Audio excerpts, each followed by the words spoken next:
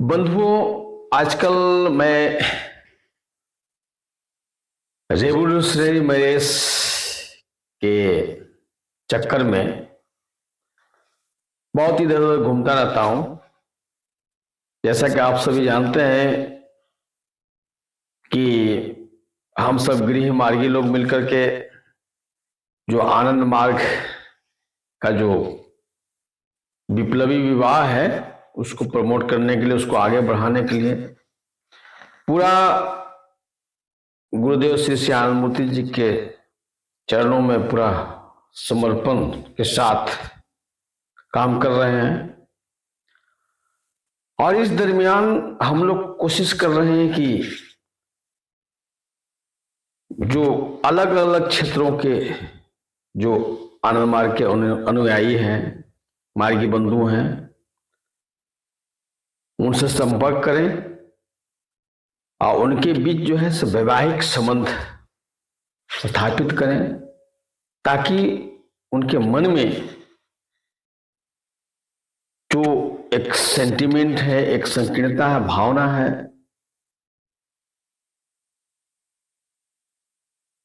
एक कि मन में सोचते हैं ना कि भाई अलग अलग समाज के हैं, अलग अलग हैं, पता नहीं आपस में तालमेल बैठेगा नहीं बैठेगा।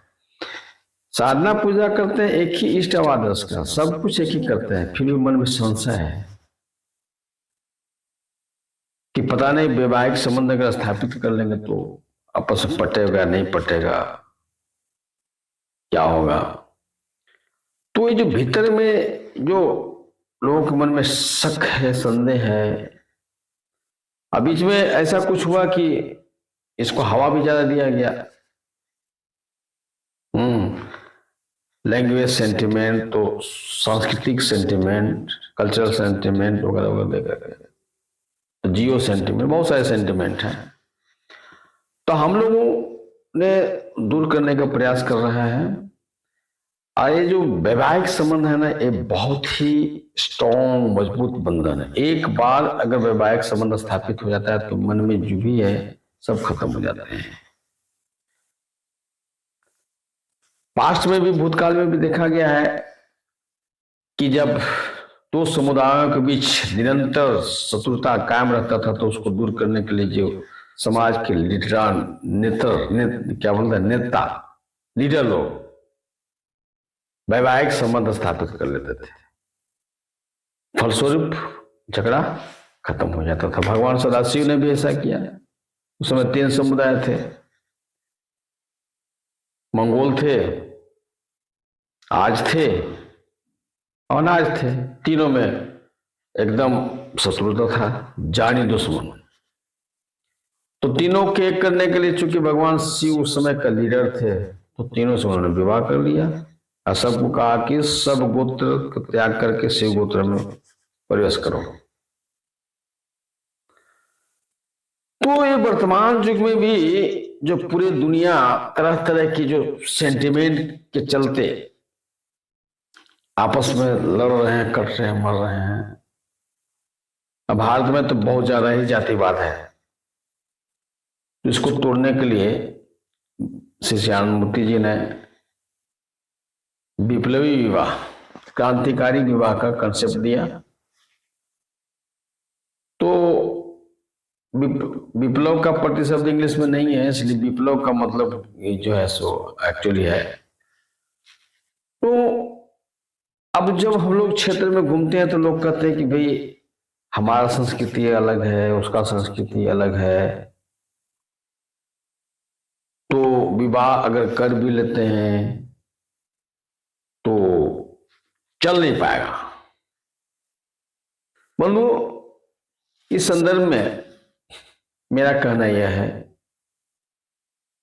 हमने बहुत विचार किया, सोचा, मंथन किया, तो एक कैसी बात है कि आनंद मार्गी के एक आनंद मार्गी दूसरे आनंद मार्गी के बीच में इस तरह का दुर्भावना है कि हमारा संस्कृति अलग है, उसका अलग है।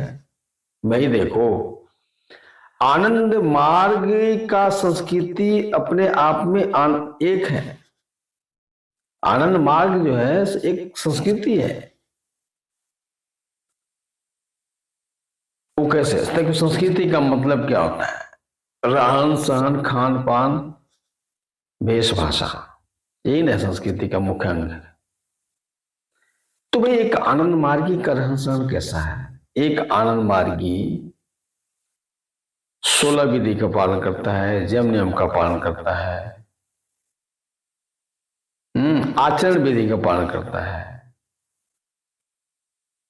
उसका रहन सहन कैसा है? एक आनंद मार्गी का रहन सहन कैसा है? सात्विक है, सादगी से भरा हुआ है, सरलता से भरा हुआ है। वो अपरिग्रह का पालन करता है।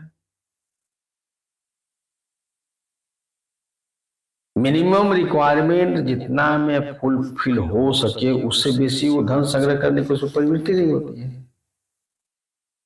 चाहे वो आनंद मार्गी का है, क्या भारत का हो या अमेरिका का हो, ब्रिटेन का है, चीन है, जापान है, ईस्ट वेस्ट नॉर्थ कहीं का भी हो, अगर रियल में आनंद मार्गी है तो उसका रहन सहन तो बिल्कुल एक समान होगा। हाँ, अब देश काल पात्र के अनुसार वहां का लिविंग ऑफ स्टैंडर्ड के अनुसार वहां पर निर्धारित होगा, ये अलग बात है। मगर वहां के लिविंग ऑफ स्टैंडर्ड के अनुसार उसके जीवन में भी तो उसका रहन सहन भी तो सादगी से भरपूर होगा, सरलता होगा, खान पान। एक आनंद मार्गी के लिए जो गुरु का निर्देश है उसको शुद्ध सात्विक आहार लेना है। तो आनंद मार्गी कहीं का भी हो, भारत में अगर साउथ इंडिया का है तो भी सात्विक आहार लेगा, नॉर्थ इंडिया का वो भी सात्विक आहार कर लेगा, ईस्ट का है तो भी सात्विक आहार, वेस्ट का भी वो भी सात्विक आहार, विदेश में अगर अमेरिका का है तो भी सात्विक आहार लेता है, ब्रिटेन का भी सात्विक आहार लेता है, सऊदी अरेबिया के वो भी, साउथ अफ्रीका, ऑस्ट्रेलिया कहीं का भी है। तो कहीं का भी आनंद में जब गुरु का आदेश है, अगर गुरुनिष्ठ आनंद मार्गी है तो सात्विक आहार ही तो लेगा। अब हाँ, अब सात्विक आहार का क्राइटेरिया बदलता है देश काल पात्र के अनुसार। गर्म प्रदेश में जो तामसिक आहार है वो ठंड प्रदेश में जहां टेम्परेचर माइनस में रहता है वो वहां के लिए राजसिक आहार होगा। गर्म प्रदेश में जो आहार राजसिक है वो ठंड प्रदेश में सात्विक होगा। फर्क तो इतना ही है। तो भी खान पान भी तो एक ही हुआ। अब जैसे गर्म प्रदेश में चाय और कॉफी जो है राजसिक है, मगर वही ठंड प्रदेश में जहां ठंड माइनस में रहता है वहां के लिए सात्विक है। अब कहीं कहीं पे टेम्परेचर माइनस में एकदम है तो अब जो मांस मछली भारत में तामसिक है गर्म प्रदेश में वो वहां के लिए राजसिक है। मगर चर्याचर्य में तो बाबा कहते हैं कि ऐसी स्थिति में अगर मांस खाने की आवश्यकता पड़ जाए तो सबसे अविकसित प्राणी जैसे मछली का मांस खाया जा सकता है। वो भी उसमें ध्यान देना है कि जिस समय उनका क्या बोलते हैं प्रजनन के टाइम में नहीं खाना है। तो बाबा एक छोटा छोटा हर एक पॉइंट पर उन्होंने या तो भाई खान पान भी हमारा एक ही है, रहन सहन, खान पान, वेशभाषा। अब उसमें बाबा ने स्पष्ट कहा है कि भाई नारी और पुरुष दोनों इस तरह के वस्त्र पहनेंगे ताकि दोनों का मर्यादा कायम रहे। नारियां जो हैं ऐसा वस्त्र पहनेंगे कि पूरा बदन उसका ढके, तब बाहर निकले वो ढक कर। पुरुष भी पालन करेंगे। नारी और पुरुष के बीच जो है सो भाई बहन का संबंध होगा, केवल पति पत्नी को छोड़ करके। बाकी जितने भी हैं उम्र के अनुसार भाई बहन, चाचा चाची, बाबा दादी, इस तरह का संबंध होगा। चाहे कहीं का भी हो, भारत का हो, भारत से बाहर का भी हो। तो ये हुआ वेशभाषा। अब भाषा की बात जहां तक है तो बाबा ने स्पष्ट किया है कि मातृभाषा तो सबकी रहेगी ही रहेगी और एक भाषा होगा लिंग लैंग्वेज, अब लिंक लैंग्वेज कुछ भी हो सकता है, जैसे भारत में मातृभाषा क्या है, पूरे भारत में हिंदी लिंक लैंग्वेज के रूप में है। तो अगर हिंदी जानता है, अपनी मातृभाषा जानता है, तो फिर कल्चर एक है, तो वैवाहिक संबंध क्यों नहीं हो सकता है। अब वो दूसरे देशों के साथ, तो दूसरे देशों के साथ भाई अपनी मातृभाषा के साथ साथ अगर इंग्लिश जान रहा है, आज के परिप्रेक्ष्य में तो इंग्लिश करीब करीब वर्ल्ड में सभी जगह प्रचलित है, जो पढ़े लिखे लोग हैं उनके साथ। तो जब रहन सहन खान पान वेशभाषा तीनों में समानता है, एक आनंद मार्गी चाहे भारत में है या विदेश में है, उसकी इष्ट अब आदर्श एक ही है। अगर श्री श्री आनंद मूर्ति जी उसकी इष्ट है, तो आदर्श है श्री श्री आनंद मूर्ति जी के द्वारा बताए गए रास्ते हैं।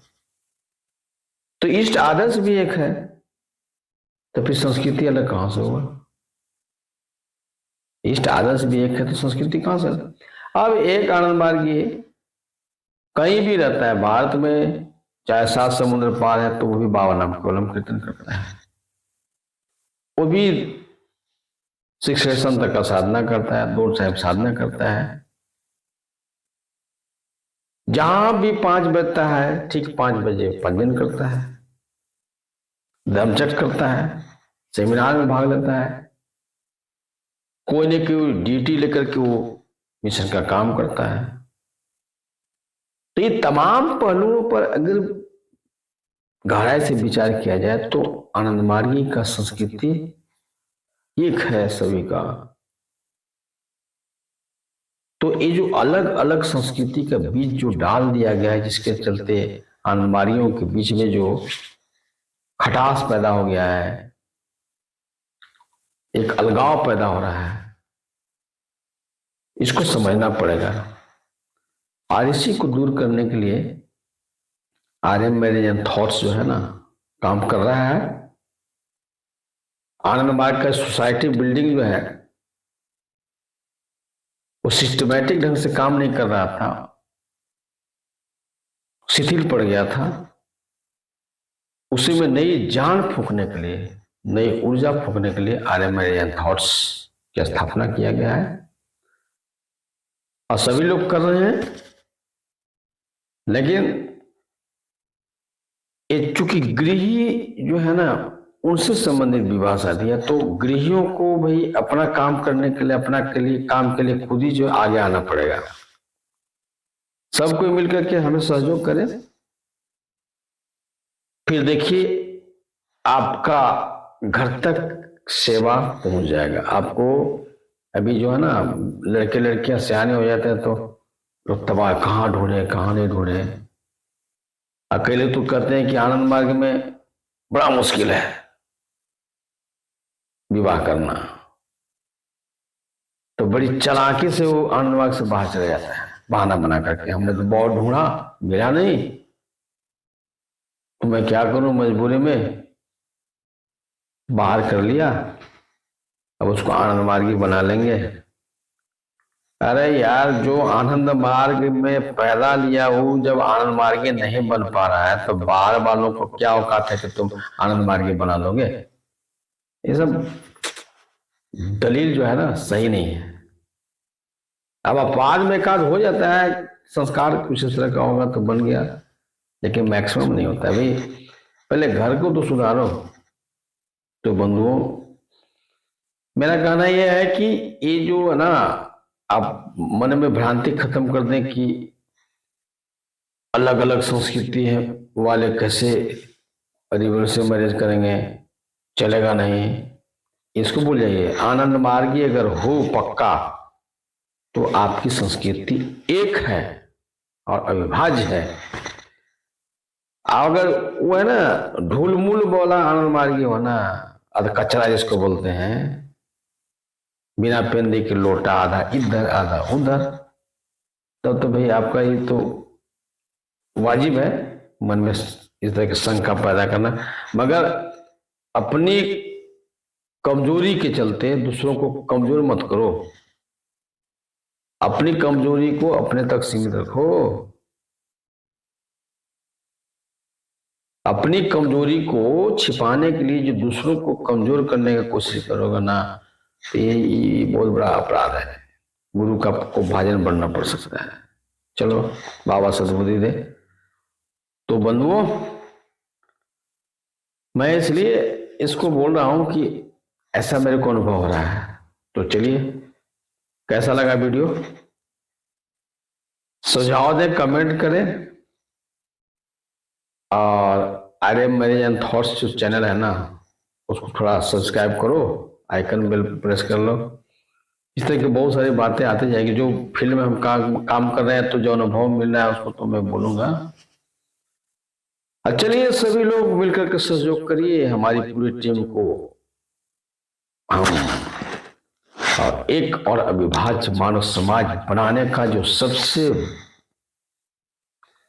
सक्षम अगर है अस्त्र, तो रेवोल्यूशनरी मैरिज। इसलिए तो श्री श्याम मूर्ति जी कहते हैं कि मैं इस सदी में जो यूनिक चीज दिया वो दिया आरएम, रेवोल्यूशनरी मैरिज, विप्लवी विवाह।